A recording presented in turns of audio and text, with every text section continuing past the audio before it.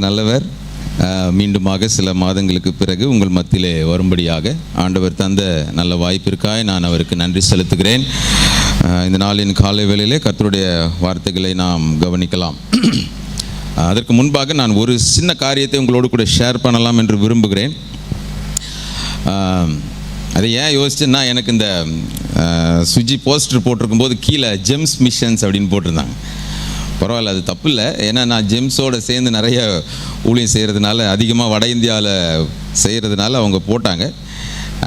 அது ஏதோ ஒரு நான் ஜெம்ஸை சேர்ந்தவன் அப்படின்னு நினச்சிடக்கூடாது, ஜெம்ஸோடைய ஐடென்டிட்டியில் வர்றேன்னு நினச்சிடக்கூடாது. அது தப்பு இல்லை. அவங்களும் யாரும் என்னை ஏன் போட்டேன்னு கேட்க போகிறதில்ல. ஏன்னா நான் அவங்களுடைய போர்ட்லேயும் ஒரு சின்ன இதில் இருக்கிறேன். அதனால் அது பரவாயில்ல. நான் அதில் என்ன சொல்லணும்னு விரும்பினேன்னா, நமக்கு நிறைய நம்ம தென்னிந்தியாவில் இருக்கிறதுனால வட இந்தியாவில் நடக்கிற நிறைய காரியங்கள் நமக்கு தெரியறதில்ல. ஒரு சில காரியங்கள் நம்ம நியூஸில் அப்படி இப்படின்னு ஏதாவது கேட்டாலும் அதோடைய காரியங்கள் நமக்கு புரியறதில்லை. இங்கேயும் இப்போ நிறைய நாட்களில் நிறைய ஜெபங்கள், இப்போ சமீபத்தில் கூட பார்த்தேன், ஏதோ நைட் ப்ரேயர்ஸ்லாம் இங்கே நடக்குதோ, ஊழியர்கள் ப்ரேயர்லாம் ஏதோ ஒரு பாஸ்டர் கூட போட்டிருந்தாங்கன்னு நினைக்கிறேன். இது ஸ்டேட்டஸ்லேயோ ஃபேஸ்புக்கில் இதுலையோ பார்த்தேன். ஸோ இப்போ நீங்கள் ஜெபிப்பீங்க அப்படின்றதுக்காக இதை நான் ஷேர் பண்ணுறேன். வட இந்தியாவில் நீங்கள் ஜெம்ஸ் மட்டுமல்ல, நிறைய மிஷினரி ஸ்தாபனங்கள், அவர்கள் அங்கே செய்திருக்கிற பல காரியங்களை நீங்கள் கேள்விப்பட்டிருக்கலாம். ஒரு சிலர் போனவர்கள் நேரில் பார்த்துருக்கலாம். நான் பல முறை போயிருக்கிறபடினாலே பல காரியங்களை நான் பார்த்துருக்கிறேன். குறிப்பாக ஜெம்ஸ் மூலமாக செய்யப்பட்டிருக்கிற அநேக காரியங்களை நான் பார்த்துருக்கிறேன். இன்றைக்கு வரை இந்தியாவில் ரொம்ப பின்தங்கிய மாநிலம்லாம் அது பீகார் தான். எல்லா விதத்துலையும் பின்தங்கிய மாநிலம்லாம் பீகார் தான். இப்போ கொஞ்சம் ரோட்ஸ் எல்லாம் போட்டிருக்கிறாங்களே தவிர, எக்கனாமிக்கலி நீங்கள் நிறைய விஷயத்தில் படித்து பார்த்தீங்கன்னா பீகார் ரொம்ப பின்தங்கிய மாநிலம். ஸோ அப்படிப்பட்ட இடங்களில் நிறைய பள்ளிக்கூடங்களை நிறுவி, நிறைய மருத்துவமனைகள், அவங்களுக்கான சோஷியல் அப்லிஃப்ட்மெண்ட் ப்ரோக்ராம் நிறைய பண்ணி, அந்த சமுதாயத்திற்காக நம்முடைய தமிழ் மிஷினரிகள் நிறைய காரியங்களை அங்கே செய்திருக்கிறார்கள். சரி, இப்போ சமீபத்தில் இந்த எலெக்ஷனுக்கு முன்னாடி நிறைய இந்த எஃப்சிஆர்ஏ அப்படின்னு நிறைய கேள்விப்பட்டிருப்பீங்க. நம்ம மு.க. ஸ்டாலின் கூட நிறையா பேசினார் அதை பற்றிலாம். அது எத்தனை பேருக்கு தெரியும்னு எனக்கு தெரியல. எஃப்சிஆர்ஏனா என்னென்னா, இந்த ஃபாரின் கான்ட்ரிபியூஷன்ஸ் ரெகுலேட்டரி ஆக்ட். இந்த நிறைய என்ஜிஓஸ் இருக்குது பாருங்கள், சமுதாய பணி செய்கிற நிறைய பள்ளிக்கூடங்கள், மருத்துவமனைகள், சமுதாயத்தில் பிற்படுத்தப்பட்ட நிலைமையில் இருக்கிற மக்களுக்காக தொண்டு செய்கிற நிறைய தொண்டு நிறுவனங்கள். 90% அது கிறிஸ்தவ நிறுவனங்கள். சரியா? ஒரு 10 வருடத்திற்கு முன்னர் இந்தியாவில் இருந்த அந்த என்ஜிஓஸ் எஃப்சிஆர்ஏ லைசன்ஸோடு இருந்தது 26,000 சொல்கிறாங்க. இப்போ இருக்கிறது எத்தனை தெரியுமா? 16,000 தான். 10,000 என்ன பண்ணியிருக்கிற இந்த அரசாங்கம் அப்படின்னா, ஏதோ ஒரு காரணத்தை சொல்லி அவர்களுடைய எஃப்சிஆர்ஏ லைசன்ஸை ஒன்று சஸ்பெண்ட் பண்ணியிருக்குது, இல்லை கேன்சல் பண்ணியிருக்குது, இல்லைன்னா டெர்மினேட் பண்ணியிருக்குது, ஏதோ ஒன்று பண்ணியிருக்கு. ஆனால் இப்போ இந்த எஃப்சிஆர்ஏ, அந்த சட்டம், எஃப்சிஆர்ஏனா என்னென்னா, வெளிநாட்டிலிருந்து ஒரு நிதி உதவியை பெற்று இங்கே இருக்கிற சமுதாய பணிக்காக செலவிடுகிற அந்த காரியத்திற்கு செய்யப்படுகிற ஒரு சட்டம். இப்போ நம்முடைய அரசாங்கம் என்ன ஒரு திருத்தத்தை கொண்டு வர்றாங்க அப்படின்னா, இந்த ஏற்கனவே ஒரு 10,000 இதை கேன்சல் பண்ணி வச்சிருக்கிறாங்க. அப்படிப்பட்ட பல நிறுவனங்கள் உண்டு. அவங்களுக்குன்னு நிறைய பில்டிங்ஸ் இருந்திருக்கும், நிறைய சொத்துக்கள் இருந்திருக்கும், ஸ்கூல்ஸ், பள்ளிக்கூடம், இப்படி நிறைய காரியங்கள் இருந்திருக்கும். ஆனால் அப்படி நிறுத்தப்பட்டாலும் நிறைய ஆர்கனைசேஷன்ஸ் இப்போ அதை நடத்தி கொண்டு தான் இருக்கிறார்கள். அதில் ஜெம்ஸும் ஒரு ஆர்கனைசேஷன். மே 2024 இந்த அரசாங்கம் ஜெயித்த அடுத்த வாரத்திலேயே ஹோம் மினிஸ்ட்ரியிலேருந்து ஒரே ஒரு இன்ஃபர்மேஷன் தான், ஒரே ஒரு மெயில் தான். நீங்கள் எஃப்சிஆர்ஏன்னு சொல்லி நீங்கள் தொண்டுக்கு பயன்படுத்தாமல் நீங்கள் மத மாற்றத்திற்கு பயன்படுத்துகிறீர்கள் அப்படின்னு சொல்லி அவங்களுடைய லைசன்ஸை சஸ்பெண்ட் பண்ணி வச்சுருக்கிறாங்க. அன்றிலிருந்து வெளியிலிருந்து அநேக 3,000 அனாதை பிள்ளைகள், இன்னும் 25,000க்கும் அதிகமான பிள்ளைகள் பள்ளிக்கூடங்களில் படிக்கிறாங்க, ஜெம்ஸ் ஸ்கூல்ஸில். இப்படி நிறைய கிறிஸ்தவ நிறுவனங்கள் இருக்கிறது. இப்போது இந்த சட்ட திருத்தத்தில் என்ன செய்கிறாங்க அப்படின்னா, இப்போ கொண்டு வந்திருக்கிறதுல அதை ஹோல்டு பண்ணி வச்சுருக்கிறாங்க. பிரச்சனை வந்ததுனால என்ன சட்ட திருத்தம் சொல்கிறாங்கன்னா, அந்த எஃப்சிஆர்ஏ லைசன்ஸை ஒருவேளை அந்த ஆர்கனைசேஷன் ரெனியூ பண்ணாமல் விட்டாலோ ஒரு கண்டிஷன், ரெண்டாவது அது ஏதோ ஒரு காரணத்தினால அரசாங்கம் சஸ்பெண்ட் பண்ணினாலோ, அல்லது ஏதோ ஒரு காரணத்தினால அதை அரசாங்கமே அதை கேன்சல் பண்ணினாலோ, அந்த நிறுவனத்தினுடைய எல்லா கட்டடங்கள், எல்லா சொத்துக்களையும் அரசாங்கமே எடுத்துக்கொள்வதற்கு அவர்களுக்கு உரிமை உண்டு அப்படின்னு அந்த சட்ட திருத்தம் சொல்லுது. அப்போ அப்போது நீங்கள் நல்லா யோசித்து பார்த்தீங்கன்னா அவங்க எங்கே கை வைக்கிறாங்கன்றது உங்களுக்கு தெரியும். சரியா? அது எடுத்துக்கொள்வது மட்டும் கிடையாது, அந்த சொத்துக்களை வேறு யாருக்கோ டிரான்ஸ்ஃபர் பண்ணுவதற்கும் அரசாங்கத்திற்கு உரிமை உண்டு, அந்த சொத்துக்களை விற்பதற்கும் அரசாங்கத்திற்கு உரிமை உண்டு. இது அந்த சட்ட திருத்தத்தில் இருக்குது. இதை நான் டவுன்லோட் பண்ணி படித்தேன். இப்போ இதை இங்கே நிறைய இந்த எலெக்ஷனுக்கு முன்னாடி அவங்க ஆரம்பித்த போது ஒரு சில அரசியல் தலைவர்கள் பேசினாங்க. நிறைய பேர் அப்படியே வாய் மூடி மௌனமாக இருப்பாங்க, அதை பற்றி பேச மாட்டாங்க. ஏன்னா அவங்க கூட்டணியில் இருக்கிறாங்க. இதை பிரசங்க மேடையில் பேசணுமான்னு நீங்கள் கேட்கலாம். நம்ம இதை தெரிந்துக்கிறணும். தேவ பிள்ளைகளுக்கு விரோதமாக சத்ரு எவ்வளவாக சிஸ்டமேட்டிக்காக திட்டங்களை தீட்டுகிறான் என்பதை நீங்கள் புரிந்து கொண்டு, இப்படிப்பட்ட காரியங்களுக்காக இங்கே அதிகமாக ஜபங்கள் நடக்கிறதுனால உங்களுடைய ஜபங்களில் இவைகள் ஞாபகப்படுத்தப்பட வேண்டும் என்பதற்காக இதை நான் சொல்லுகிறேன். சரியா?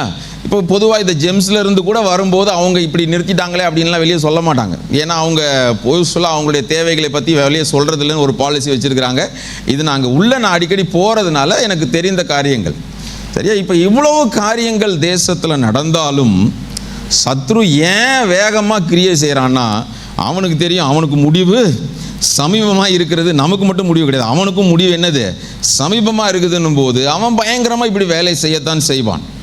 ஆமானுடைய சதித்திட்டத்தை அதமாக்கி போட்ட ஒரு ஜீவனுள்ள தேவனை ஆராதிக்கிற நாம் இன்றைக்கு சத்ரு எவ்வளவு காரியங்களை செய்தாலும், அதற்கு முன்னர் நமக்கு என்ன செய்வது என்பது தெரியாமலே இருந்தாலும் அதையும் மேற்கொள்வதற்கு கர்த்தர் தான் வழிகளை திறக்கிறவர். ஹல்லேலூயா! நம்முடைய தேவன் அடைக்கப்பட்ட வாசல்களை பார்த்து பயந்து போய் திரும்பி போறவர் இல்லை. அடைக்கப்பட்ட வாசல்களுக்கு பதிலாக புதிதாக 7 வழிகளை திறக்கிற ஒரு ஆண்டவரை ஆராதிக்கிறோம். ஹல்லேலூயா! இப்போ உங்களுடைய ஜபங்களில் இப்படிப்பட்ட காரியங்களை நீங்கள் நினைவில் கொள்ள வேண்டும். எப்படிப்பட்ட காரியங்கள் வடநாட்டிலே இன்றைக்கு உத்தரப்பிரதேசத்தெல்லாம் நமக்கு சபைகள் இருக்கிறது, பில்டிங் இருக்கிறது, ஆனால் சபை நடத்த முடியாது, பூட்டி தான் இருக்குது. நிறைய பணித்தலங்கள் எனக்கு தெரியும். சபைகள் கட்டப்பட்டு பல ஆண்டுகளாக ஆராதனை நடந்து கொண்டிருந்த ஸ்தலங்களிலே இன்றைக்கு ஆராதனை நடத்த முடியாது. ஆனால் இன்றைக்கு நம்ம கர்த்தர் கிருபையாக கொண்டு வந்திருக்கிறார், நல்ல ஆலயங்களை கொடுத்திருக்கிறார், நல்ல விடுதலையோடு கூட ஆராதிக்கிற காரியங்கள் இன்றைக்கு நமக்கு கொடுக்கப்பட்டிருக்கிறது.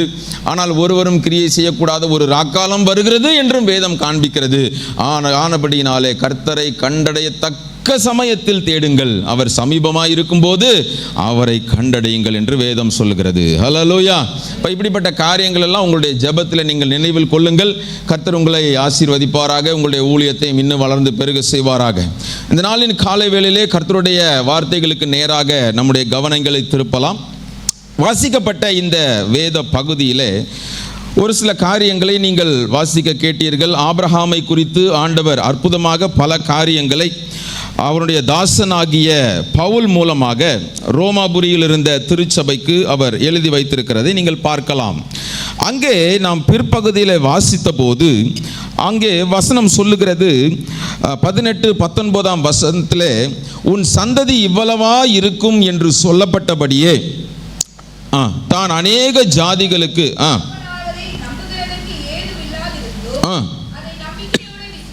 அதை நம்பிக்கையோடு அவன் விசுவாசித்தான். அவன் விசுவாசத்திலே பலவீனமாய் இருக்கவில்லை. அவன் ஏறக்குறைய 100 வயதுள்ளவனாய் இருக்கும்போது தன் சரீரம் செத்து போனதையும் சாராளுடைய கர்ப்பம் செத்து போனதையும் எண்ணாதிருந்தான். ஹல்லேலூயா! ஆபிரகாமை குறித்து நாம் நன்கு அறிந்திருக்கிறோம். பல நேரங்களிலே ஆபிரகாமை குறித்து பல நேரங்களிலே நாம் தியானித்திருக்கிறோம், பல வசனங்களை வாசித்திருக்கிறோம், பல பிரசங்கங்களை கேட்டிருக்கிறோம். ஆனால் இந்த நாளின் காலை வேளையிலே ஒரு வித்தியாசமான கண்ணோட்டத்திலே ஆபிரகாமின் வாழ்க்கையிலிருந்து இதுவரை மேபி நீங்கள் கவனிக்காதிருந்த ஒரு சில காரியங்களை காண்பிக்க வேண்டும் என்று ஆண்டவர் விரும்புகிறார். அதற்கு அடிப்படையாக இந்த வேத பகுதிகளை எல்லாம் நாம் தியானித்து கொண்டிருந்த போது இந்த ரோமர் 4ஆம் அதிகாரத்தை பல நேரம் நானும் வாசித்து பார்த்தேன். அங்கே ரொம்ப நீங்கள் கவனித்து நிதானித்து வாசித்தாதான் அது ஓரளவுக்கு உங்களால் விளங்கி கொள்ள முடியும். ஏனென்றால் இப்போ நீங்கள் வாசித்த பகுதி ஈஸியாக புரிகிற மாதிரி இருக்கும். ஆனால் முதல்ல இருந்து நீங்கள் முடிஞ்சால் வீட்டில் போய் வாசித்து பாருங்கள், பல விஷயம் ரொம்ப கன்ஃபியூஷனாக தான் இருக்கும். நான் இப்போ வரும்போது கூட காரில் வரும்போதே முதல்ல என் மகளை வாசிக்க சொன்னேன் அந்த அதிகாரம் ஃபுல்லாக. அவங்க வாசித்து கிளம்பி அதை வாசித்து முடிக்கிறதுக்குள்ளே பல வார்த்தை வாயிலே நுழையலை. எங்கள் வீட்டம்மாவும் வாசித்தாங்க, அவங்க அதை விட பயங்கரமாக வாசித்தாங்க. சரியா? அதனால் நீங்களும் வீட்டில் போய் வாசித்து பாருங்கள். அந்த அதிகாரம் முழுவதுமே அவர் ஆபிரகாமின் மூலமாக நடந்திருக்கிற ஒரு முக்கியமான காரியத்தை ஆண்டவர் சொல்லுகிறார், பவுல் அதை நிறைவு செய்யும் போது அவன் விசுவாசத்திலே பலவீனமாய் இருக்கவில்லை என்று அவர் எழுதுகிறார். அருமையான தேவ பிள்ளைகளே, நாம் எல்லாரும் பலவீனம் உள்ளவர்கள் என்பதை ஆண்டவர் அறிந்திருக்கிறார். நம்முடைய பலவீனங்களை குறித்து பரிதபிக்காத பிரதான ஆசாரியர் அல்ல, நம்மை போலவே எல்லா விதத்திலும் சோதிக்கப்பட்டு பாடனுபவித்து நம்முடைய பலவீனங்களை நன்கு அறிந்திருக்கிற ஒரு பிரதான ஆசாரியர் நமக்கு இருக்கிறார் என்பதையும் வேதம் காண்பிக்கிறது. ஹல்லேலூயா. அப்ப அந்த பலவீனம் என்பது ஏதோ சரீர பிரகாரமான பலவீனம் மட்டுமல்ல. ஒரு தேவ பிள்ளையுடைய வாழ்க்கையிலே சத்துரு மிகவும் முயற்சி செய்வது நம்முடைய விசுவாசத்தை பலவீனப்படுத்துவதற்குத்தான் அவன் பெரிதளவிலே முயற்சி செய்கிறான். அதை மேற்கொள்ளுகிறவர்கள் வெற்றி பெறுகிறார்கள், சோர்ந்து போகிறவர்கள் இருந்த நிலைமையிலே அப்படியே இருக்கிறார்கள். இந்த நாளின் காலை வேளையிலே உங்களுடைய விசுவாசத்தின் அளவு எப்படி இருக்கிறது, நம்முடைய விசுவாசம் ஒருவேளை பலவீனமாக இருக்கிறதா என்பதை இந்த நாளிலே நீங்கள் நிதானித்து பார்த்து தேவனுடைய வார்த்தைக்கு விட்டு கொடுக்கும் போது ஆண்டவர் உங்களுடைய வாழ்க்கையிலும் ஆபிரகாமுடைய வாழ்க்கையிலே எப்படி 99 வயதிலே ஒரு காரியத்தை செய்தாரோ, இத்தனை காலங்கள் நீங்கள் வெறுமையாகவே நடந்து போயிருந்தாலும் ஆபிரகாமின் நிறைவான நன்மை எப்படி 100 வயதில் அவனுக்கு கிடைத்ததோ அதே நிலைமையிலே ஆண்டவர் உங்களுடைய வாழ்க்கையை இன்றிலிருந்து மாற்ற முடியும். உங்களை பார்த்தும் ஆண்டவர் சொல்ல முடியும், உங்களுடைய விசுவாசம் பலவீனமாக இருக்கவில்லை. ஹல்லேலூயா. நம் ஆண்டவரிடத்திலே பெற வேண்டிய பல சாட்சிகள் உண்டு. நம்மை பார்த்து ஆண்டவர் இவன் உண்மையுள்ள மனிதன் என்று சொல்ல வேண்டும், நம்மை பரிசுத்தம் உள்ளவன் என்று சொல்ல வேண்டும், என் இருதயத்திற்கு ஏற்றவன் என்று சொல்ல வேண்டும். இப்படி பல சாட்சிகளை நீங்கள் வேதத்திலிருந்து ஆண்டவர் நம்மை குறித்து சொல்ல வேண்டிய சாட்சிகளை நீங்கள் தியானிக்கலாம். அதில் ஒரு முக்கியமான ஒரு சாட்சி, நம்மை பார்த்து ஆண்டவர் உன்னுடைய விசுவாசம் பலவீனம் உள்ளதா இருக்கவில்லை என்று சொல்லிட்டாருன்னு வச்சுக்கோங்களேன். அதோட பெரிய சாட்சி உலகத்திலே கிடையாது. இது சத்துருவுக்கு நன்றாக தெரியும் என்பதனால்தான் எப்படியாவது அவன் நம்ம பலவீனப்படுத்த ட்ரை பண்றானோ இல்லையோ, நம்முடைய விசுவாசத்தை பலவீனப்படுத்துவதற்கு அவன் எப்போதும் ட்ரை பண்ணி கொண்டுதான் இருப்பான். அதை அறிந்து நிதானித்து சரி செய்கிறவர்கள் வெற்றி பெறுகிறார்கள். இல்லைன்னா நம்ம இருந்த நிலைமையில் அப்படியே இருப்போம். சரியா? இப்போ இந்த வசனங்கள் எல்லாம் வாசிக்கும் போது ஆபிரகாமின் வாழ்க்கை பயங்கரமா இருந்துச்சா அப்படின்னு தோணும் நமக்கு. ஏன்னா வேதமே காண்பிக்குது விசுவாசிகளின் தகப்பன்னு தான் சொல்றோம். ஏன்னா அவனுடைய விசுவாசம் மோசே போன்ற பெரிய தேவ மனிதர்கள் இருந்தாலும், நோவா போன்ற தேவ மனிதர்கள் இருந்தாலும், முழு உலகமும் அக்கிரமத்திலும் பாவத்திலும் அடிமைப்பட்டு கிடந்த போது ஒரே ஒரு மனிதனாகிய நோவா தேவனுக்கு முன்பாக உத்தமனாக நீதிமானாக நடந்தான் என்று வேதம் காண்பித்தாலும், அவன் மூலமாகத்தான் அந்த புதிய சந்ததியே உருவாக்கப்பட்டிருந்தாலும் நோவாவை கூட வேதம் விசுவாசிகளின் தகப்பன்னு சொல்லலை. சரியா?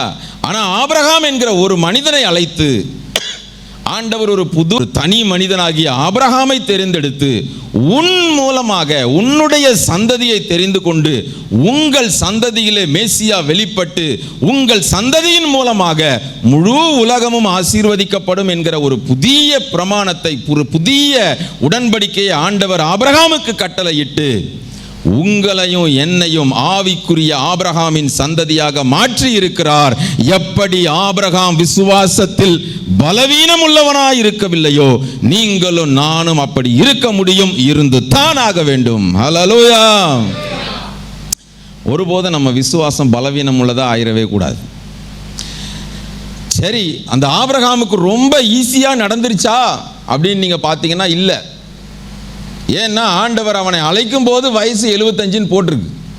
அதே ரோமர் 5வது அதிகாரத்துக்கு வாங்க, 3வது 4வது வசனம் வாசிங்க பார்ப்போம்.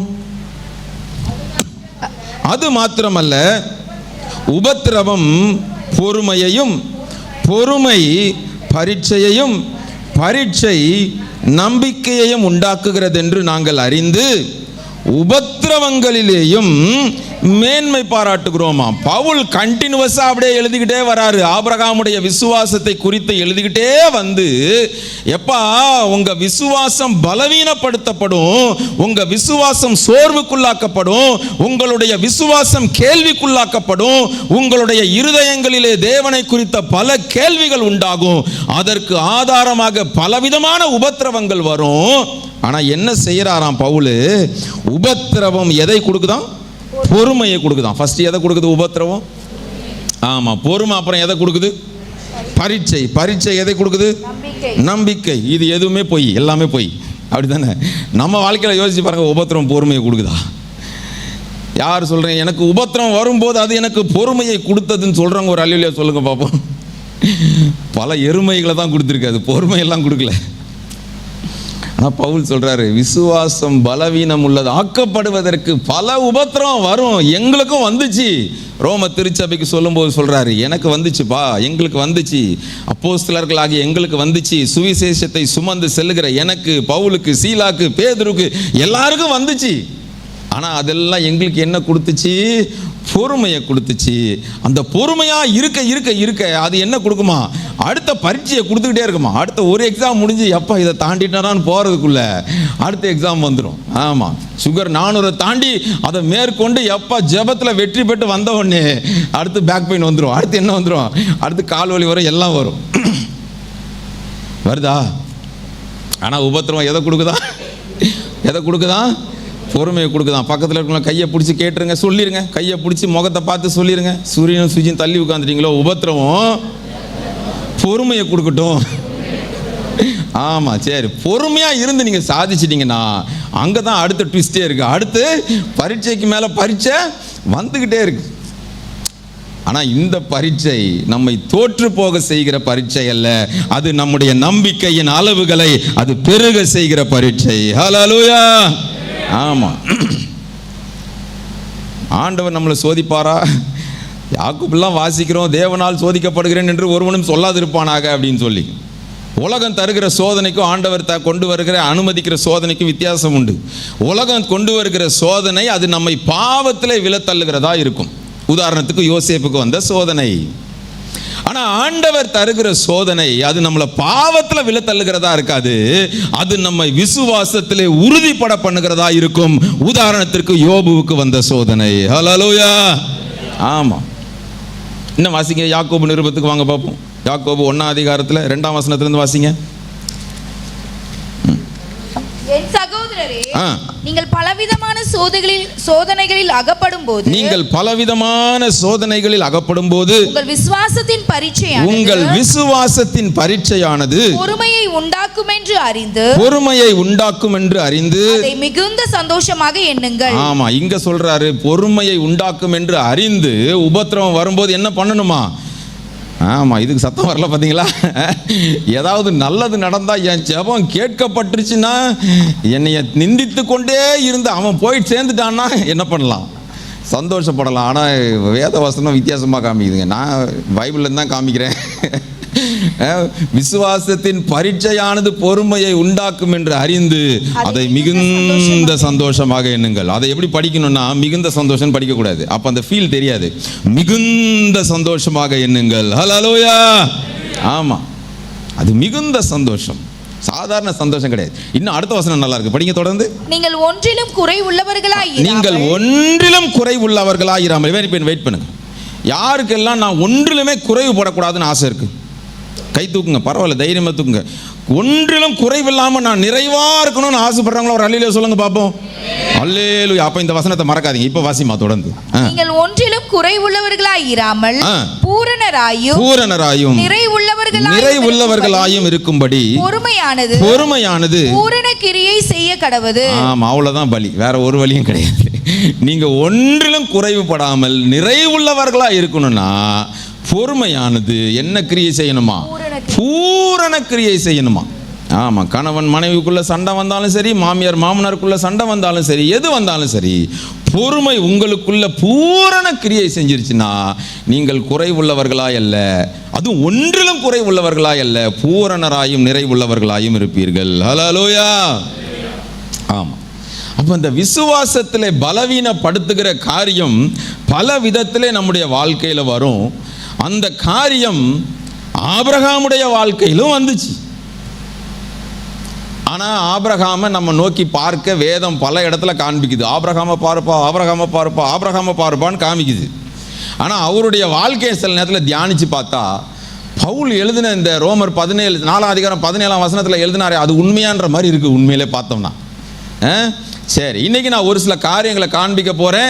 அதே காரியத்தை ஏசாயாவின் புஸ்தகத்திலும் ஏசாயா தீர்க்கதரிசியின் மூலமாகவும் ஆண்டவர் எழுதுகிறார். உங்களை பெற்றெடுத்த உங்கள் தாயாகிய சாராலையும் ஆபிரகாமை நோக்கி பாருங்கள், இப்படிலாம் எழுதுகிறார். நிறைய வசனம் இருக்குது, காமிக்க நேரம் இல்லை. சரி, இப்போ நான் ஆபிரகாமுடைய வாழ்க்கையில் அவனுடைய விசுவாசம் சோதிக்கப்படாமல் இருந்ததா, அல்லது அவனுடைய விசுவாசத்திற்கு எந்த விதமான பிரச்சனையும் வரலையா, அவனுக்கு பொறுமை சோதிக்கப்படவே இல்லையா, அவர் உபத்திரவத்தை ரொம்ப அட்டகாசமாக மேற்கொண்டுட்டாரா? வசனம்லாம் வாசிச்சோமே, பொறுமையாக இருக்கணும், ரொம்ப பொறுமையை காத்துக்கொள்ளணும், பரீட்சை வரும்போது அது நம்பிக்கையை உண்டாக்கும்லாம் சொன்னாரு. அவ்வளவு நம்பிக்கையோடு ஆபிரகாம் ஆண்டவர் அழைத்த நாள்ல இருந்து இருந்தாரான்னு பார்த்தோம்னா கொஞ்சம் டவுட்டாக தான் இருக்கு. இன்னொரு சில வசனத்தையும் வாசிச்சிடலாம். அதே ரோமர் 4 ஒரு சில வசனங்களை காமிக்கிறேன். நீங்கள் நல்லா வீட்டில் உட்காந்து இதெல்லாம் மெதுவாக வாசிச்சு பாருங்கள், உங்களுக்கு புரியும். ஆபிரகாம் கிரியைகளினாலே நீதிமானாக்கப்பட்ட 2ஆம் வசனத்தில், 4 வசனத்தில் ஆபிரகாம் நீதிமானாக்கப்பட்டான் ஆகில் மேன்மை பாராட்ட அவனுக்கு ஏதும் உண்டு. அப்ப என்ன சொல்றார் அங்க பவுல்? ஆபிரகாம் கிரியைகளினாலே நீதிமானாக்கப்பட்டான் ஆகில் மேன்மை பாராட்ட அவனுக்கு இடம் உண்டு அப்படின்றார். அப்படின்னா பவுல் என்ன சொல்ல வர்றாருன்னா, ஆபிரகாம் பெருசா எதையோ ஒன்று செஞ்சிருந்து அவன் நீதிமான் என்று தேவனால் அறிவிக்கப்பட்டிருந்தான், ஆனால் அவன் மேன்மை பாராட்டுறதுக்கு இடம் உண்டு. அப்படின்னா என்ன சொல்றாரு? அவன் பெருசாலாம் ஒன்றும் செய்யலைன்னு சொல்றார் இன்டைரக்டா. புரியுதா அப்போ உங்களுக்கு? ஆபிரகாம் கிரியைகளினாலே நீதிமானாக்கப்பட்டான் ஆகில் அவனுக்கு ஏது உண்டு, ஆகிலும் தேவனுக்கு முன்பாக மேன்மை பாராட்ட ஏதுவும் இல்லை. என்னதான் சொல்ல வர்றாரு பவுல்? அப்படியே தொடர்ந்து வாசிக்கிட்டே வரும்போது இன்னொரு காரியத்தை சொல்றாரு. 4ஆம் வசனம் வாசிங்க. கிரியை செய்கிறவனுக்கு வருகிற கூலி, கிரியை செய்கிறவனுக்கு வருகிற கூலி கிருபை என்று எண்ணப்படாமல். நல்லா கவனிங்க. கிரியை செய்கிறதுனாலே வருகிற கூலி அப்படின்னா என்னன்னா, இன்னும் இதெல்லாம் நீங்கள் இங்கிலீஷ் டிரான்ஸ்லேஷன்லாம் படித்து பார்க்கணும். நான் ஒரு வேலை செய்கிறேன், அது நிமித்தம் எனக்கு கிடைக்கிற கூலிக்கு பேர் கிருபை கிடையாது, அது கடன் என்று எண்ணப்படும். அப்படின்னா என்ன? எனக்கு கொடுக்க வேண்டியது அவங்க கடமை. நான் 8 மணி நேரம் வேலை செஞ்சுருக்கேன், அதற்குரிய கூலி அவங்க கொடுக்க வேண்டியது அவங்களுடைய கடமை. ஆனால் நான் ஒன்றுமே செய்யலை, எனக்கு ஒன்று கிடைக்குது, அதுக்கு பேர் கூலி கிடையாது, அதுக்கு பேர் கிருபை. ஹல்லேலூயா. அதை எழுதிட்டு தான் அப்படியே ஆபிரகாமுடைய வாழ்க்கையை அப்படியே புட்டு காமிக்கிறாரு. அப்போ தியானிச்சு பார்க்கும்போது ஆபிரகாம் விசுவாசத்தில் பயங்கர ஸ்ட்ராங்காக இருந்தாரா அப்படின்னா நான் பார்த்தேன் இல்லை. பல நேரத்திலே அவருடைய வாழ்க்கையிலும் தடுமாற்றங்கள், போராட்டங்கள், உபத்திரவங்கள், விசுவாசத்தின் பரீட்சை அவருக்கும் வந்தது. அவரும் பல நேரங்களிலே தடுமாறுகிறார். ஆனாலும் தேவன் அவன் மேல் வைத்த கிருபை அவனை விசுவாசத்திலே பலமுள்ளவனாக 99 வயதிலே கொண்டு வந்து நிறுத்துகிறது. ஹல்லேலூயா. சரி, இப்போ வாங்க ஆதியாகமம் 12ஆம் அதிகாரத்துக்கு வாங்க பார்ப்போம்.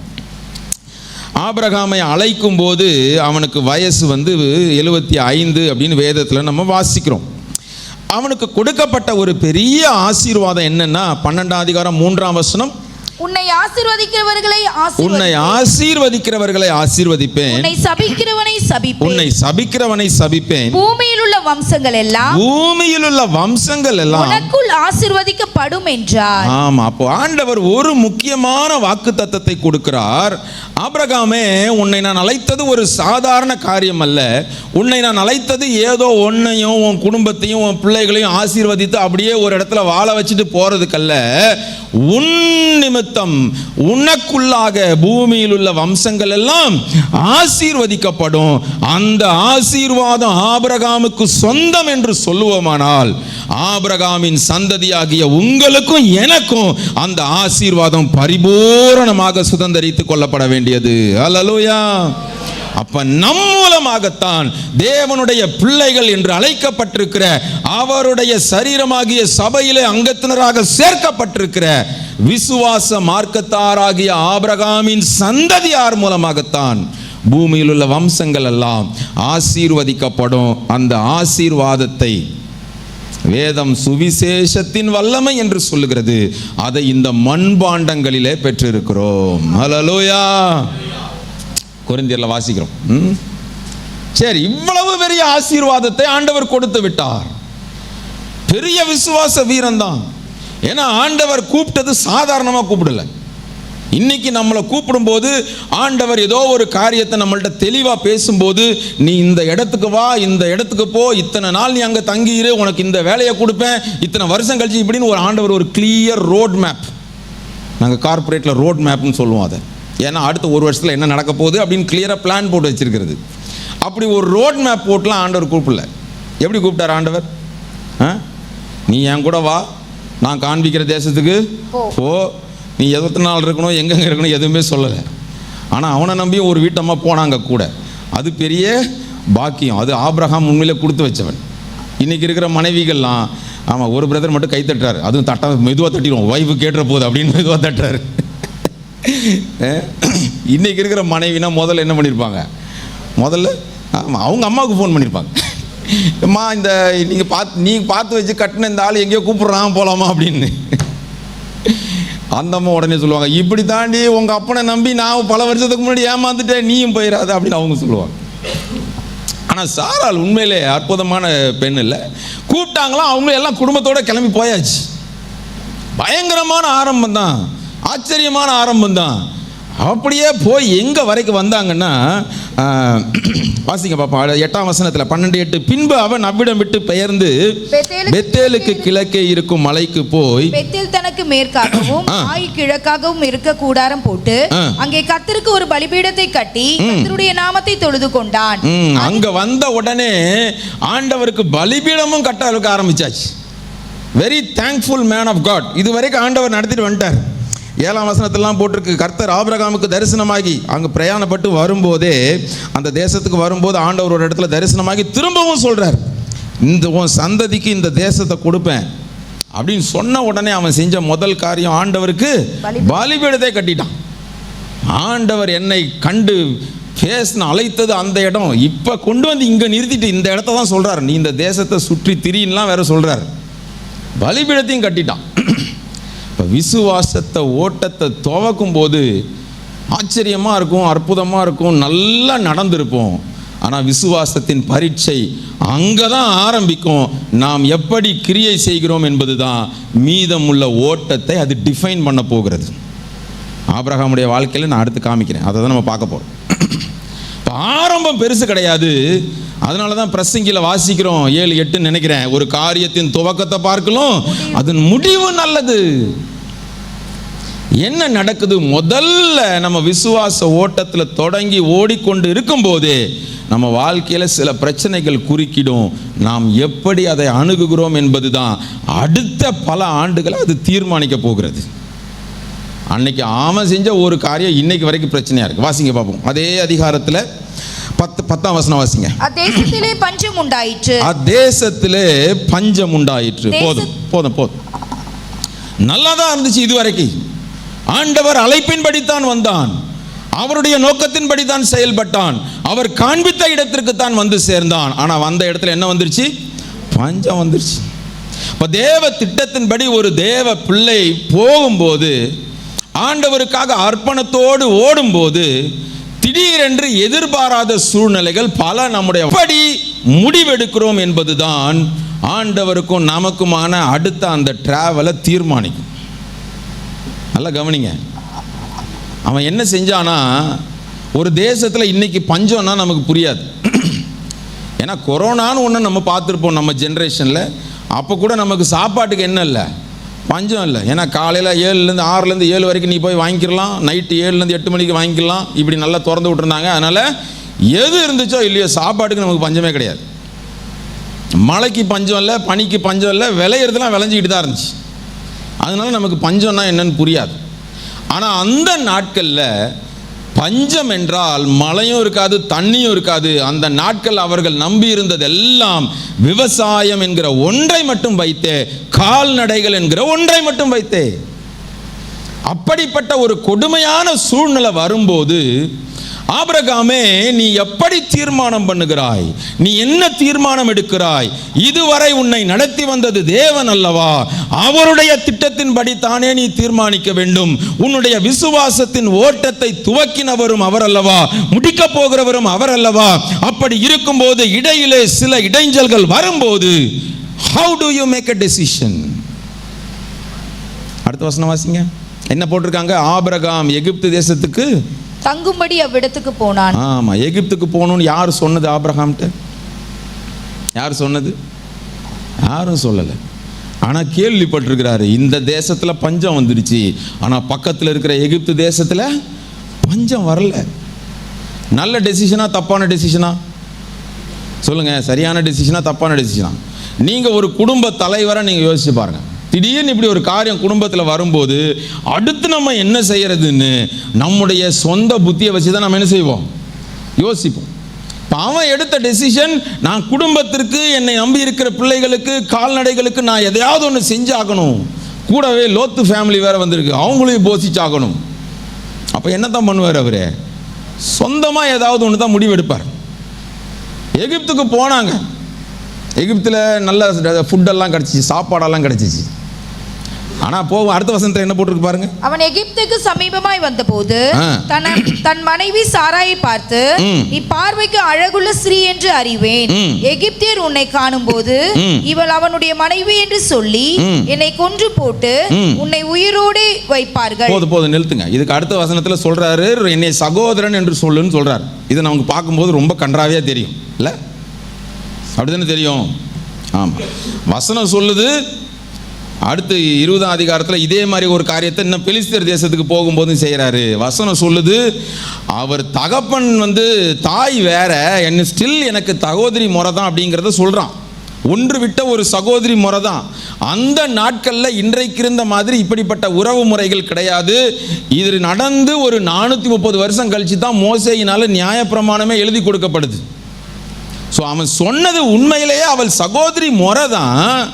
ஆனாலும் அதை சொல்ல வேண்டிய காரணம் என்ன? நீ ஏன் அப்படிப்பட்ட ஒரு நிலைமைக்கு தள்ளப்பட்டாய் ஆபிரகாமே? ஏன்னா இந்த எகிப்து தேசம் செழிப்பான தேசம்தான், ஆனால் அக்கிரமம் நிறைந்த தேசம், பாவம் நிறைந்த தேசம். அந்நியன் ஒருவன் ஒரு அழகான மனைவியோடு வருவானானால் அவனுடைய புருஷனை கொன்று போட்டு அந்த மனைவியை தனதாக்கி கொள்ளுகிற ஒரு மோசமான தேசம். பெலிஸ்தியர் தேசமும் அப்படித்தான், இந்த எகிப்து தேசமும் அப்படித்தான். ஆனால் அதே நேரத்தில் ஒரு பெண்ணுக்கு சகோதரனோ தகப்பனோ இருப்பானால், அந்த ராஜாவாகவே இருந்தாலும் அந்த சகோதரனுடைய அனுமதி இல்லாமல் அல்லது அந்த தகப்பனுடைய அனுமதி இல்லாமல் அந்த பெண்ணை எடுத்துக்கொள்ள மாட்டானாம். இப்படி ஒரு கூட்டம் அன்னைக்கு இருந்திருக்கு. அப்ப இதை அறிந்த ஆபிரகாம் சொல்றான், நீ என்னை என்ன பண்ணிரு? சகோதரன்னு சொல்லிரு. சகோதரன்னு சொல்லிட்டா என்னை என்ன பண்ண மாட்டான்? கொல்ல மாட்டான். ஆண்டவர் தானே உன்னை அழைத்தார். ஆண்டவர் உன்னை கொண்டு வைத்திருந்த திட்டம் என்ன? ஓ மூலமாக பூமி முழுவதும் ஆசீர்வதிக்கப்படும் என்கிற ஒரு பெரிய வார்த்தையை கொடுக்கும் போது இன்னொரு மனிதன் உன்னை கொன்றுவிட முடியும் என்கிற அவநம்பிக்கை உனக்கு ஏன் வந்தது? அப்படிப்பட்ட ஒரு இடத்திற்கு உன்னை யார் போக சொன்னது? அடுத்து நடந்ததெல்லாம் உங்களுக்கு தெரியும். அங்க என்ன நடந்துச்சா பாருங்க. 16ஆம் வசனம் வாசிங்க. அவள் நிமித்தம், அதாவது இதுக்கடையில சாராளை பத்தி பிரபுக்கள்லாம் போய் சொல்றாங்க. உடனே பார்வோன் அரண்மனைக்கு கூட்டு போயிட்டாங்க. அவள் நிமித்தம் அவன் ஆபிரகாமுக்கு தயை பாராட்டினான். அவனுக்கு ஆடு மாடுகள் கழுதைகள் வேலைக்காரிகள் கோலிகை கழுதைகள் ஒட்டகங்களும் கிடைத்தது. என்னங்க ஆண்டவருடைய திட்டப்படி போலன்னு சொல்றீங்க, ஆனா இவ்வளவு ஆசீர்வாதத்தை ஐயோ பார்வோன் எவ்வளவு நல்லவன் கொடுத்துருக்கானே அப்படின்னு நமக்கு தோணும். ஆனா என்னென்னத்தை கொடுத்தான் தெரியுமா? ஆடு மாடு, கழுதை, வேலைக்காரர், வேலைக்காரி, கோலிகை கழுத, ஒட்டகம். எல்லாம் கேட்கறதுக்கு பயங்கரமாக தான் இருக்குது. நீங்கள் அதெல்லாம் புரியலன்னா உங்களுக்கு ஒரு 100 டூ வீலர், அப்புறம் ஒட்டகத்துக்கெலாம் ஒரு 10 காரை போட்டுக்கோங்க, இப்படி ஏதாவது போட்டுக்கோங்க, அப்போ தான் நமக்கு புரியும். இதெல்லாம் பெருசாக தெரியாது நமக்குள்ள. ஆனால் கூடவே என்ன கொடுத்து விட்டான், வேலைக்காரிகளையும் வேலைக்காரரையும் கொடுத்து விட்டான். அதில் வந்த ஒரு வேலைக்காரி தான் ஆகார். தொடர்ந்து வர்ற அடுத்த அதிகாரத்தில் வாங்க, காமிக்கிறேன். எகிப்து தேசத்திலிருந்து வந்த ஒரு ஆகார் என்கிற பெண் சாராளுக்கு பணிவிடை செய்து கொண்டிருந்தால், எகிப்து தேசம் ஒருவேளை உனக்கு தற்செயலான ஆசீர்வாதத்தையும் நன்மையையும் கவர்ச்சிகரமான காரியங்களையும் கொடுக்கலாம்.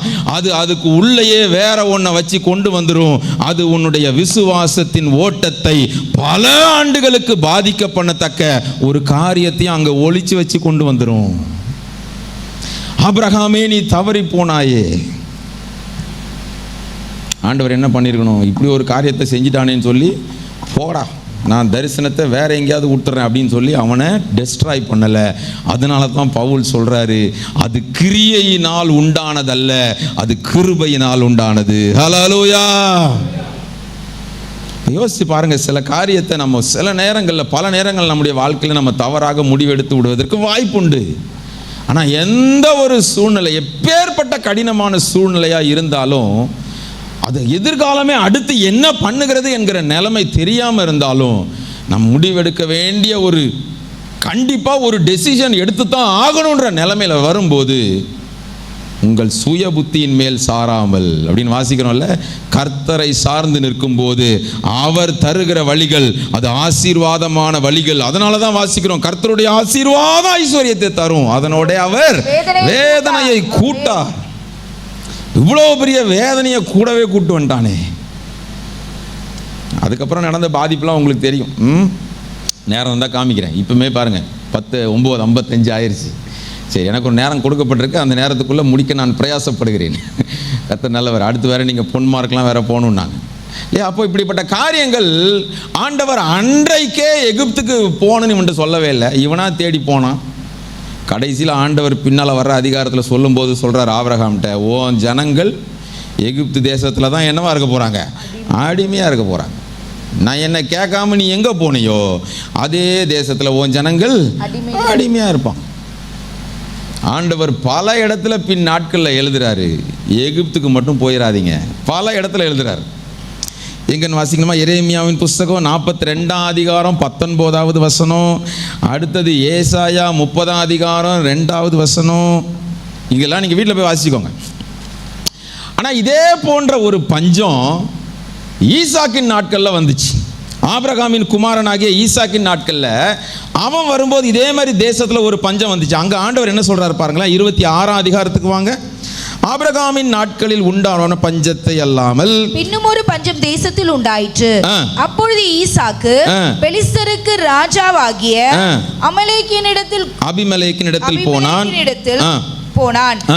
கர்த்தர் அவனுக்கு தரிசனமாகி, நீ எகிப்துக்கு போகாமல். ஆண்டவர் இங்க என்ன சொல்றாரு, எப்பா ஏற்கனவே உங்க அப்பா காலத்துல ஒரு பஞ்சம் வந்துச்சு, அவன் எங்க போனான், எகிப்துக்கு போயிட்டான். ஆனால் இங்கே ஆண்டவர் பார்த்துட்டார், வார்ன் பண்ணிட்டார் முன்னாடியே, நான் காமிக்கிற இடத்துல நீ தயவு செஞ்சு இருந்துருன்னு சொல்லிட்டாரு.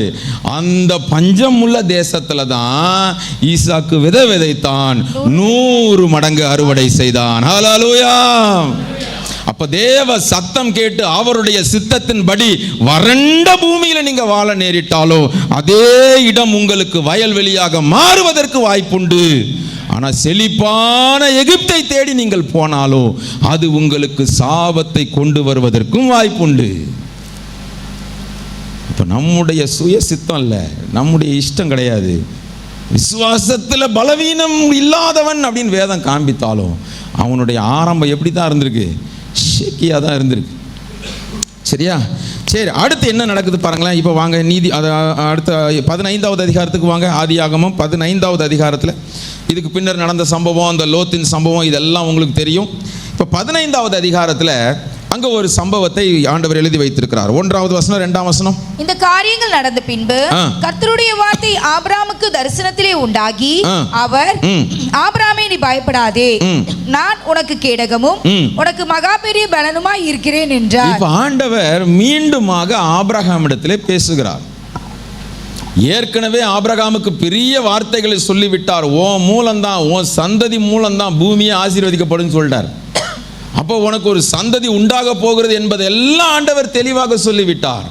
ஆனா இப்போ அங்க என்ன நடக்குது பாருங்க. 2வது வசனத்துல, அதற்கு ஆபிரகாம், கர்த்தராகிய ஆண்டவரே, அடியேனுக்கு என்ன தருவீர்? நான் பிள்ளை இல்லாமல் இருக்கிறேனே. தமஸ்கு ஊரானாகிய இந்த எலியேசர் என் வீட்டு விசாரணை கர்த்தராய் இருக்கிறானே என்றான். இவரா ஆண்டவருக்கு பிளான் கொடுக்க ஆரம்பிச்சிட்டார். பல நேரத்தில் நம்முடைய வாழ்க்கையில் இந்த உபத்திரவம், இந்த பொறுமையின் சூழ்நிலைகள், பரீட்சையின் சூழ்நிலைகள் வரும்போது நம்ம ஆண்டவரை விட்டு பின்வாங்க மாட்டோம். அவர் மேலே நம்பிக்கை வச்சிருப்போம், அவரை விசுவாசிப்போம். ஆனால் என்னன்னா, நம்ம ஒரு பிளானை போட்டு அவர்கிட்ட கொடுக்க ஆரம்பிச்சிருப்போம். இது நம்ம எல்லாருமே செய்கிறது. அந்த விசுவாசிகள் தொடங்கி ஊழியர்கள் வரை நான் முதல் கொண்டு செய்கிற ஒரு பெரிய காரியம் இதுதான். ஆண்டவர்கிட்ட சொல்லுவோம், ஆண்டவரே நான் உண்மை தான் நம்பி இருக்கிறேன், நீர் சொன்னபடி தான் நடக்கிறேன் அப்படிலாம் சொல்லுவோம். ஆனால் என்ன பண்ணுவோம்னா, நம்ம ஒரு பிளானை போட்டு கொடுப்போம். சில நேரத்தில் ஆண்டவர் அதை கிராண்ட் பண்ணிடுறார். சில நேரத்தில் ஆண்டவர் ஆபிரகாமுக்கு வேண்டாம்ப்பா, வெயிட் பண்ணுப்பா அப்படின்னு சொன்னார். சில நேரத்தில் நம்ம ரொம்ப தொல்லை பண்ணோம்னா என்ன பண்ணிடுறார் ஆண்டவர்? அதை கிராண்ட் பண்ணிடுறார். அது என்ன நடந்து போயிடும்னா, நம்ம விரும்பினது நமக்கு கிடைச்சிரும், அவர் வச்சிருந்தது நமக்கு கிடைக்காம போயிடும். ஹல்லேலூயா. புரியல உங்களுக்கு? நீங்க விரும்பினது உங்களுக்கு வேணுமா? ஆண்டவர் உங்களுக்குன்னு வச்சிருந்தது உங்களுக்கு வேணுமா? அப்போ ஒரு அல்லேலூயா சொல்லிருங்க பார்ப்போம். ஆமா. அங்க என்ன நடக்குது பாருங்களேன். அவன் விசுவாசத்துல தவறல, விசுவாசம் இருக்குது. ஆனாலும் ஆண்டவரே நான் என்ன பண்றது, எனக்கு ஒரு ஆளுமே இல்லையே. அந்த நாளில் இருந்த வழக்கம், ஒருவேளை ஒரு மனிதனுக்கு பிள்ளைகள் இல்லைன்னா அவன் வீட்டில் பிறந்த அடிமையோ ஒரு நம்பிக்கையான வேலைக்காரனோ அந்த சுதந்திரத்திற்கு, சொத்துக்களுக்கு சுதந்திரவாளி ஆவதற்கு ஒரு இடம் இருந்தது, ஒரு பழக்கம் இருந்தது. அதை வச்சு கேட்கிறார், இந்த எலியேசர் என் வீட்டு விசாரணைக்காரனா இருக்கிறானே, அவன் இருந்துட்டு போட்டுமே அப்படின்னு இவர் கேட்கிறாரு. அப்பவும் ஆண்டவர் சொல்றாரு, அதற்கு பின்னும் ஆபிரகாம், தேவரீர் எனக்கு புத்திர சந்தானம் இல்லை. 4ஆம் வசனத்தில் சொல்றாரு, அப்பொழுது கர்த்தருடைய வார்த்தை அவனுக்கு உண்டாகி, இவன் உனக்கு சுதந்திரவாளி அல்ல, உன் கர்ப்ப பிறப்பா இருக்கிறவனே. ஆண்டவர் மீண்டும் உறுதி சொல்றாரு, எப்பா நான் ஓன் மூலம்னு சொல்றேன், ஓன் கர்ப்ப பிறப்பானவன் சொல்றேன். ஆண்டவர் மீண்டும் உறுதிப்படுத்துறார். 2வது ஒரு விசுவாசத்தின் போராட்டம் எங்க தெரியுமா வரும்? முதல்ல தேவ திட்டத்திற்கு மாறாவே நம்ம போய் எங்கேயாவது மாட்டிக்கிட்டு கூட எதையாவது ஒன்று சேர்த்துட்டு வந்துடுவோம். 2வது ஆண்டவருக்குள்ள இருந்து நம்மளா ஒரு புது பிளானை போட்டு கொடுப்போம். ஆண்டவர் அதை நிறைவேற்றாமல் இருக்கிறார் என்றால் அது உங்கள் நன்மைக்காக என்று அர்த்தம். ஹல்லேலூயா. பல நேரங்களில் பல காரியங்களில் நீங்கள் யோசிச்சிருக்கலாம். பலர் பல திட்டங்களை போட்டு இதெல்லாம் நடக்கலைன்னு யோசிச்சுட்டு இருந்தீங்கன்னா, ஆண்டவர் நிறைவேற்றாமல் இருப்பதற்காக நன்றி செலுத்துங்கள். அவர் வைத்திருக்கிற காரியம் உங்களுக்கு வாய்க்கும். ஹல்லேலூயா. அதை தான் வாசிக்கிறோம். நீதிமொழிகள் 3ஆம் அதிகாரத்தில் வாசிக்கலாமா? நீதிமொழிகள் 3ஆம் அதிகாரம் நல்லா தெரிஞ்ச வசனம் தான். 3, 5, 6, 7 வாசிங்க பார்ப்போம். கிருபையும் சத்தியமும் உன்னை விட்டு விலகாதிருப்பதாக. நீதிமொழிகள் 3, 5, 6, 7. உன் சுயபுத்தியின் மேல் சாயாமல் முழு இருதயத்தோடும் கர்த்தரில் நம்பிக்கையாயிருந்து வழிகளெல்லாம் அவரை நினைத்துக்கொள். அப்பொழுது அவர் உன் பாதைகளை செவ்வைப்படுத்துவார். போதும். நீ உன்னை ஞானி என்று எண்ணாதே. 7ஆம் வசனத்தில் முடிச்சிட்டார். நீ உன்னை ஞானி என்று எண்ணாது. என்ன அர்த்தம்? உன் சுய புத்தியில் நீ ஒரு பிளானை போட்டு ஆண்டவருக்கே ஐடியா கொடுக்காத. உங்களுடைய காரியம் அவருக்கு தெரியும். You don't need to give any ideas to him. சரியா? அப்படி தான் எழுதுறார் ஆண்டவர். இப்போ அவன் செஞ்ச காரியம் மட்டும் நடந்துருந்தா என்னவாயிருக்கும் பாருங்க. இப்படி தான் சத்துரு சில காரியங்களை கொண்டு வருவான். ஆண்டவர் ஒரு வாக்குத்தத்தத்தின் மகனை அவனுக்கு வைத்திருக்கிறார். அதை சுதந்திரித்து கொள்ளக்கூடாதபடி தடைகள் வெளியிலிருந்து வரல. எல்லா தடையும் எங்கேருந்து தான் வருது? நமக்குள்ள இருந்து தான் வருது. அதான் பவுல் எழுதும்போது, கலாத்தியரில் எழுதும்போது, புத்தி இல்லாத கலாத்தியரை 3ஆம் அதிகாரத்தில் எழுதுவார். சத்தியத்திற்கு கீழ்ப்படியாமல் போகத்தக்க உங்களுக்கு தடை செய்தவன் யார் எழுதுவார்? இன்னொரு இடத்துல, நீங்கள் நன்றாய் ஓடினீர்களே, சத்தியத்திற்கு கீழ்ப்படியாமல் போகத்தக்க உங்களை மயக்கினவன் யார் எழுதுவார். இப்போ அவருடைய வார்த்தைக்கு கீழ்ப்படியாமல் போகிறதுக்கு தடை வரும், இன்னொன்று மயக்கம் வரும். சரியா? தடை வெளியிலிருந்து வரும், மயக்கம் உள்ள இருந்து வரும். ஆமாம், பல நேரத்தில் இதான் நமக்கு பிரச்சனை. தடையா இருக்குன்னு சொல்லியிருப்போம். ஆண்டவர் சொல்லுவார், உனக்குள்ள மயங்கி போய் கிடக்கிற பாரு, அந்த மயக்கத்திலேருந்து முதல்ல என்னவா, வெளியே வா. நான் உனக்கு ஈசாக்க வச்சிருக்கிறேன், நீ எலையேசரை பார்த்துட்டு உட்காந்துருக்கியப்பா. ஆண்டவர் அப்படி தான் கேட்குறாரோ, யார்கிட்டயோ கேட்குறாருன்னு நினைக்கிறேன். சரியா? இது இன்னும் நிறைய வசனங்களுக்கு ஏசாயா 55, 8, 9 நீங்கள் வீட்டில் போய் வாசிச்சுக்கோங்க. என் நினைவுகள் உங்கள் நினைவுகள் எல்லாம் அவருடைய நினைவு மேலானது. சரி, நான் நிறைய காரியம் காமிக்கணும்னு நினச்சேன், அதுக்குள்ளே டைம் ஆயிடுச்சு. என்ன கிளாக் இவ்வளோ வேகமாக ஓடுது உங்கள் சர்ச்சில்? அதை கொஞ்சம் மெதுவாக ஓட சொல்லுங்கள். அடுத்து என்ன நடக்குது பாருங்க. இப்போ வந்துருங்க 16வது அதிகாரத்துக்கு வந்துருங்க பார்ப்போம். 16வது அதிகாரத்தில் 1ஆம் வசனம் 2ஆம் வசனம் வாசிங்க. ஆபிரகாமுடைய மனைவியாகிய சாராய்க்கு பிள்ளை இல்லாதிருந்தது. எகிப்து தேசத்தாலாகிய ஆகார் என்னும் பெயர் கொண்ட ஒரு அடிமை பெண் அவனுக்கு இருந்தால், சாராய் ஆபிரகாமை நோக்கி நான் பிள்ளை பெறாதபடிக்கு கர்த்தர் என் கர்ப்பத்தை அடைத்திருக்கிறார். என் அடிமை பெண்ணோடே சேரும். ஒருவேளை அவளால் என் வீடு கட்டப்படும் என்றால். ஆமா, ஒருவேளை அவளால் என் வீடு கட்டப்படும் என்றால். சாராயின் வார்த்தைக்கு ஆபிரகாம் செவி கொடுத்தான். 1ஆம் வசனத்திலே போட்டிருக்கு எந்த ஊர் ஆகார்? எகிப்து தேசத்தாலாகிய. எகிப்து தேசத்தாலாகிய. எங்க இருந்து வந்தான் இப்போ உங்களுக்கு தெரிஞ்சிருக்குன்னு நினைக்கிறேன். முதல் தடவை எகிப்துக்கு போகும்போது அவன் பேக் பண்ணி அனுப்புனதுல நடுவில் ஒரு முள்ளையும் சேர்த்து வச்சு அனுப்பி விட்டான். அது இன்னைக்கு முள்ளாவே மாறி நிற்குது. 3வது, விசுவாசத்தின் பரீட்சையில் வரும்போது உலகம் நமக்கு நல்ல ஆலோசனை மாதிரி சிலதை கொடுக்கும். அது மனைவி கிட்ட இருந்து புருஷனுக்கு வரும், அல்லது புருஷன் இருந்து மனைவிக்கு வரும், அல்லது அனுபவம் வாய்ந்த அப்பாட்ட இருந்து பிள்ளைக்கு வரும், அல்லது நல்லா படித்த பிள்ளைகிட்ட இருந்து அப்பாவுக்கு வரும். ஒரு தேவ பிள்ளைக்கு நோ சொல்ல தெரியணும். விசுவாசத்தின் தடுமாற்றத்தில் விழுந்து போகாம இருக்கணும்னா ஒரு தேவ பிள்ளைக்கு எப்பேற்பட்ட மனிதர்கள் ஒரு ஆலோசனையை கொடுத்தாலும் அதற்கு நோ சொல்ல தெரியணும். எஸ்பெஷலி அது கணவன்கிட்ட இருந்து வந்தாலும் சரி, மனைவிட்ட இருந்து வந்தாலும் சரி. இந்த சம்பவத்தை பார்க்கும்போது ஆபிரகாம் ஒண்ணுமே சொல்ல, அப்படியாமா ஓகேமா அப்படின்னு தலையாடிட்டு போயிட்டார். காட்சியை நீங்க யோசிச்சு பார்த்தீங்கன்னா ஆதியாகமம் 3ஆம் அதிகாரம் தான் ஞாபகம் வரும். அந்த அம்மா பறிச்சு கொடுத்தாங்க. இவர் எங்கேருந்து வந்துச்சுன்னு கேட்கல, யார் கொடுத்ததுன்னு கேட்கல, எந்த மரம்னு கேட்கல, அவர் அப்படியே வாங்கி போட்டார். அது என்னவோ தெரியல, ஆண்கள்லாம் ஒரே மயக்க நிலைமையில இருக்கிறாங்க. ஏன்னா வீட்டம்மா எது சொன்னாலும் அப்படியே வாங்கி வாங்கி சாப்பிட்றாங்க. ஏன்னா முதல்ல மயக்க ஊசி போடப்பட்டதே ஆண்களுக்கு தான். அதுவும் ஆண்டவர் போட்ட அனஸ்தீசியா. அன்னைக்கு போட்ட மயக்கம் இன்னைக்கு எங்களுக்கு தெரியவே இல்லை. என்ன பண்ணுறது, நீங்கள் எது சொன்னாலும் நாங்கள் ஆமாம் போட்டுடுறோம். சிலர் யோசிக்கிறாங்க, எங்கள் வீட்டுக்காரர் அவர் அப்படிலாம் ஒன்றும் சொன்னது இல்லையா. சரி, இது மனைவிகளுக்கு மட்டும் நான் சொல்லலை, ஒரு தேவ பிள்ளைக்கு நோ சொல்ல தெரியணும். Learn to say no. Yesu ஞான ஸ்நானம் எடுத்து கரையேறி வந்த உடனே பரிசுத்த ஆவியானவர் புறாவை போல இறங்கினார். வானத்திலிருந்து ஒரு சத்தம் உண்டானது, இவர் என்னுடைய நேசகுமாரன்னு. அங்கே வனாந்தரத்துக்கு அவர் கொண்டு போகப்பட்டார். 40 நாள் உபவாசத்தில் இருந்தார். சத்துரு வந்து பல காரியங்களை சொல்றான். அவர் சொன்ன எல்லாத்துக்கும் அவர் நோ தான் சொன்னார். அல்லேலூயா. ஏனென்றால் நாம் என்ற உலகத்திற்குரியவர்கள் அல்ல. இந்த உலகம் பல காரியங்களை நமக்கு சாதகமானவைகளாக காண்பிக்கும். அது தேவ திட்டத்திற்கு விரோதமாக இருக்குமானால் நோ சொல்ல பழகணும். ஆபிரகாம் ஏன் அதுக்கு ஒரு வார்த்தை எதிர்த்து சொல்ல முடியாதா? சாராள் சொல்லும் போதெல்லாம் ஆண்டவனேலாம் வேற கூப்பிடுறா அவரை. பல நேரத்தில் அவ்வளோ கடினமான மனைவியா கூட தெரியல. அவளுக்கு இருந்த பாதிப்பு உண்மையிலே பெரிய பாதிப்பு தான், அது இல்லைன்னு சொல்ல முடியாது. ஆனால் அந்த வேதனையில் அவள் ஒரு காரியத்தை சொல்லியிருந்தா கூட, ஆபிரகாமே நீ ஒரு வார்த்தை ஏதாவது சொல்லியிருக்கலாமேப்பா. ஆனால் அந்த இடத்துல அவர் என்ன செய்யல, ஒரு வார்த்தையும் நோ சொல்.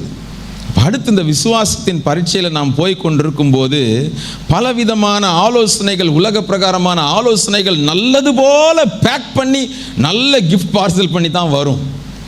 ஆனால் அதை எல்லாவற்றையும் நாம் ஏற்றுக்கொள்வதில்லை. கவனமாக இருக்கணும். ஆவிக்குரியவன் எல்லாவற்றையும் நிதானித்து அறிகிறான்னு வாசிக்கிறோம். சரியா? சரி, அவர் ஓகே சொன்னார். அடுத்து என்ன நடந்துச்சு? 2 பேருக்கும் டும் கல்யாணம் நடந்துச்சு. அடுத்து என்ன ஆயிடுச்சு?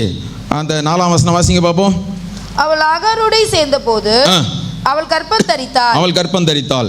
அவள் தான் கர்ப்பவதியானதை கண்டபோது தன் ஆட்சியாரை அற்பமாக எண்ணினாள். ஆமா, இது எகிப்து நாவி. இது என்ன ஆவி? இது எகிப்து நாவி. இந்த அம்மா வந்தது அடிமை பெண்ணாகத்தான். ஆனா இன்றைக்கு அவளுக்கு கிடைத்திருக்கிறது ஏதோ இவள் சாதித்ததனால் அல்ல, அவளுக்கு உண்மையிலே சொல்லணும்னா ஆகார் இவள் மேல் கிருபை வைத்ததுனால ஒரு எக்ஸ்ட்ரா பதவி கிடைச்சிருக்கு. கிடைச்ச உடனே இவங்க என்ன பண்ணிட்டாங்களாம், கூலி கொடுத்த எஜமானையே ஆர்ப்பமாக என்ன ஆரம்பித்துட்டாங்க. இப்போ எப்பேற்பட்ட ஆளை கூட்டிட்டு வந்திருக்கான் பாருங்க கூட.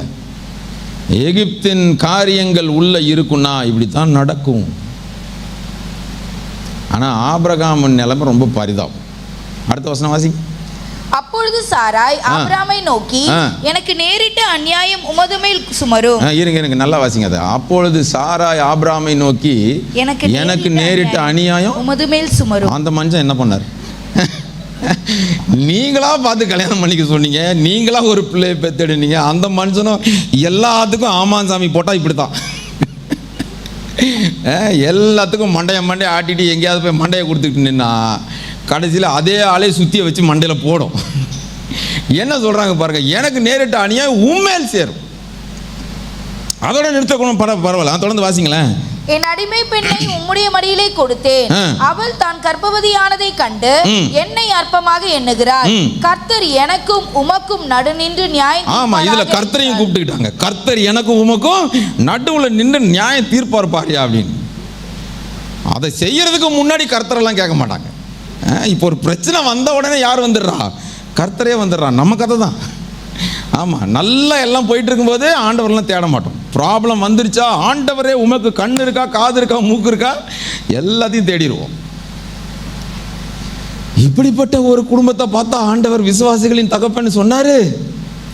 அதனால தான் பவுல் சொல்றாரு, கிரியைகளினால் உண்டான மேன்மை அல்ல, அவர் வைத்த கிருபையினால் உண்டான மேன்மை. ஹல்லேலூயா.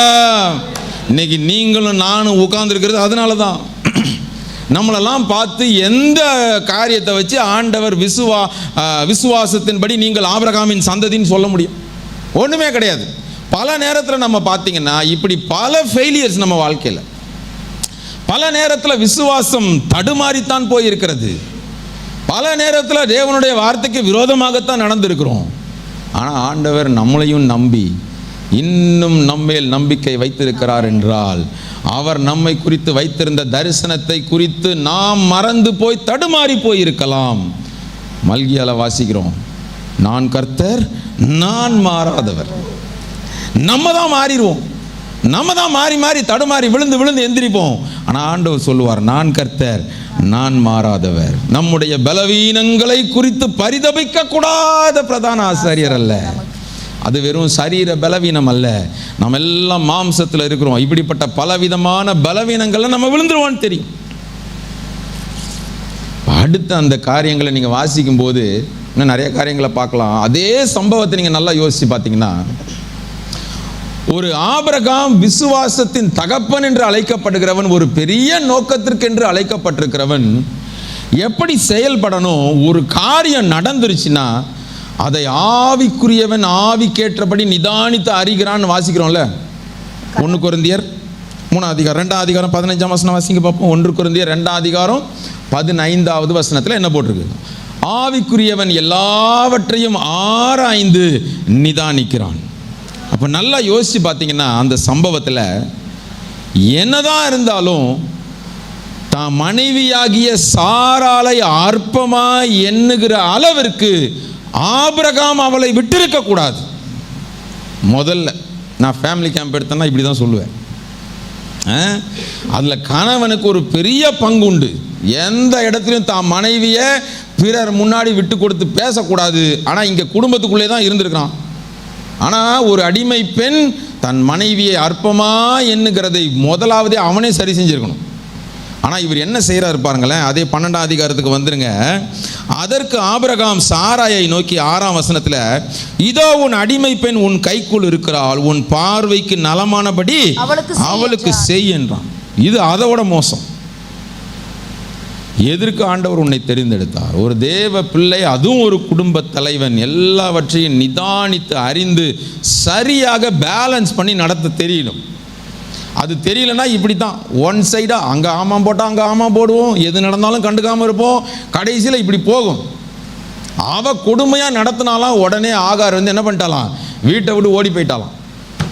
தொடர்ந்து நீங்கள் அந்த வசனத்தை வாசிச்சிங்கன்னா பரவாயில்லன்னு ஆகார்கிட்ட திரும்ப முதல் தடவை, இது வந்து தண்ணீர் தாகத்தினால வந்த இது கிடையாது, இது முதல் சந்திப்பு, சரியா?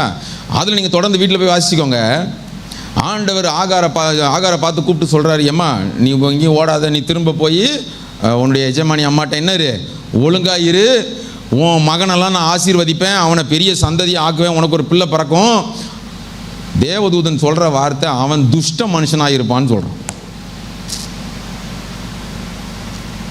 ஆபிரகாமே நீ வந்து சாராள்கிட்ட சொன்ன, நீ உன் மனைவி அவளை எப்படியாவது நடத்திட்டு போன்னு சொன்னேன், அவளும் அவ இஷ்டத்துக்கு கொடுமையாக நடத்தினா, இப்போ அவள் ஓடி போனா, தேவன் அவன் மேலே இறக்கம் வச்சு கொண்டுட்டு வந்து அவனை குறித்து சொல்லப்படுற வார்த்தை, இஸ்மவேல் ஒரு துஷ்ட மனுஷனாக இருப்பான்னு தேவன் சொல்கிறார். அப்போ நல்ல ஒரு பெண்மணி என்ன பண்ணியிருக்கணும் ஆகார், ஐயோ வேண்டாம் ஆண்டவரே, என் மகன் துஷ்ட மனுஷனாக இருக்கக்கூடாது, என் மகன் நல்லவனாக வரணும்னு கேட்கல. அப்படியா அப்படின்னு ஆசீர்வாதத்தை வாங்கிட்டு போயிட்டான். இன்னைக்கு வரைக்கும் போராட்டம் தான், தெரியுதா? ஒரு மனிதன் தவறு செய்து ஒரு சின்ன காரியத்தில் தவறும் போது அது எவ்வளவு பெரிய பாதிப்புகளை உண்டாக்குதுன்னு பாருங்க. சரி, அடுத்து வாங்க, இப்போ வாங்க, அது ஆதியாகமத்தின் புஸ்தகம் 17ஆம் அதிகாரத்துக்கு வாங்க. இதுக்கு பிறகு நடக்கிற சம்பவம்லாம் நீங்கள் வீட்டில் போய் வாசிங்க. நான் இந்த ஆபிரகாம்லாம் ஒரு 4-5 தடவை வாசிச்சேன் நேற்று ஃபுல்லாக. நீங்கள் 12ஆம் அதிகாரத்துலேருந்து வாசிங்கன்னா நீங்களும் நிறைய காரியங்களை கற்றுக்கொள்ள முடியும். இப்போ 17ஆம் அதிகாரத்துக்கு வந்தீங்கன்னா ஆண்டவர் திரும்பவும் பேசுகிறார் ஆபிரகாம்கிட்ட, சரியா? வந்து கூப்பிட்டு வச்சு நிறைய காரியங்களை பேசுகிறார், நிறைய காரியங்களை விளக்குறார். உனக்கு ஒரு பிள்ளை பிறக்கும், அப்படி நடக்கும், இப்படி நடக்கும், கற்ப பிறப்பானவன் வருவான், இப்படி பல காரியங்களை சொல்லிக்கிட்டு வரும்போது ஆபிரகாம் செய்கிற காரியங்களை பாருங்க. 17ஆம் வசனம் வாசிங்க. அப்பொழுது ஆபிரகாம் முகங்குப்புற விழுந்து நகைத்து, 100 வயதானவனுக்கு பிள்ளை பிறக்குமோ? 16ஆம் வசனத்தை சேர்த்து வாசிங்களேன்.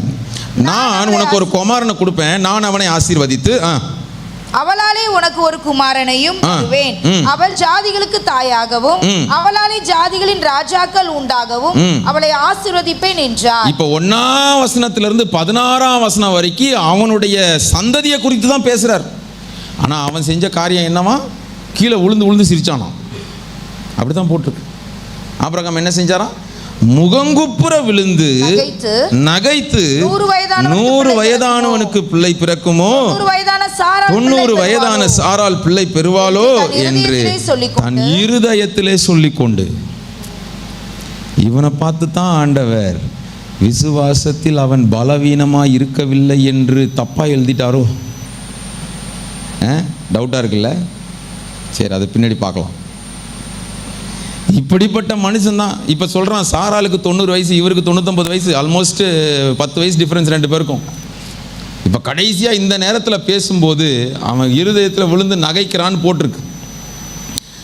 ஆனால் இதுக்கு பிறகு தான் ஆண்டவர் சொல்கிறாரு, நீ இங்கே ஒரு புதிய உடன்படிக்கை பண்ணணும், விருத்த சேதனம் என்று ஒன்று பண்ண வேண்டும் அப்படின்னு சொல்லி, உங்கள் குடும்பத்தில் உங்கள் சந்ததியில் இருக்கிற உன் வேலைக்காரனுக்கு எல்லா ஆண் பிள்ளைகளுக்கும் விருத்த சேதனம் பண்ணணும்னு சொல்லி ஆபிரகாமுக்கும் விருத்த சேதனம் பண்ணுறாங்க. அந்த அதிகாரத்தின் கடைசியில் விருத்த சேதனம் பண்ணும்போது ஆபிரகாமுக்கு வயசு 99ன்னு போட்டிருக்கு, சரியா? சரி, இப்போ ஆபிரகாம் இப்படி நகைக்கிறாரு. இப்போ விசுவாசத்தின் பரீட்சை, விசுவாசத்தின் காலங்கள், உபத்திரவத்தின் சூழ்நிலையில் உங்கள் பொறுமை சோதிக்கப்படும் போது பல நேரத்தில் நம்ம அறியாமலேயே நம்ம இருதயத்தில் அவிசுவாசத்தை வெளிப்படுத்தி விட வாய்ப்புண்டு. ஆனாலும் ஆண்டவர் நம்மேல் வைத்த கிருபையினாலே எப்படி ஆபிரகாமை கைவிடாமல் நடத்தினாரோ, உங்களையும் என்னையும் மட்டுமாக அவர் நடத்தி வந்திருக்கிறார். ஹல்லேலூயா. அடுத்து இன்னொரு தடவை ஆண்டவர் திரும்பவும் சந்திக்கிறார் சில நாட்களுக்குள்ளேயே. இப்போ ஆண்டவர் 3 புருஷர்கள் வர்றாங்க ஆபிரகாமை பார்க்க. ஆபிரகாம் உடனே போகிறான் சாராள்கிட்ட போய், எம்மா நீ ஏதாவது சமைச்சிரு அப்படின்னு சொல்லி பக்கத்து ரூமில் உட்காந்து அவர் பேசிக்கிட்டு இருக்கிறாரு.